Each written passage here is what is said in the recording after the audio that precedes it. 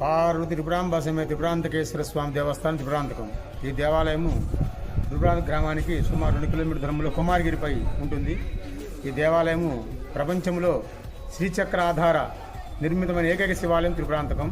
ఈ దేవాలయం శ్రీచక్రం మీద ఉంటుంది. ప్రపంచంలో రాక్షసులు కట్టిన ఒకే ఒక త్రిపురాంతకం. ఈ దేవాలయం రాక్షసులు కట్టారని. ఇక్కడ తూర్పు ప్రవేశం నిషిద్ధము, నైరుతి ప్రవేశము. కాబట్టి ప్రతిరోజు కూడా ఈ క్షేత్రంలో స్వామివారికి అమృతంతో అభిషేకం చేస్తారు. అదే కలియుగ అమృతం కాబట్టి తేనెతో అభిషేకం చేస్తారు. ఆ యొక్క తేనె తీర్థంగా ఇస్తుంటారు. ప్రపంచంలో శ్రీచక్రం మీద ఒకే ఒక శివాలయం కాబట్టి ఈ క్షేత్రము సిద్ధిక్షేత్రం అంటారు దీన్ని. ప్రాచీన సిద్ధ క్షేత్రాల్లో అతి పురాతనమైన దేవాలయమే త్రిపురాంతక మహాక్షేత్రము. ఆ యొక్క హంతముగాడు ప్రదేశం కూడా త్రిపురహంతకు నామకరణాలు నామకరణాలు ప్రపంచంలో ఒకే ఒక్క ఆలయం అన్నమాట ఇది.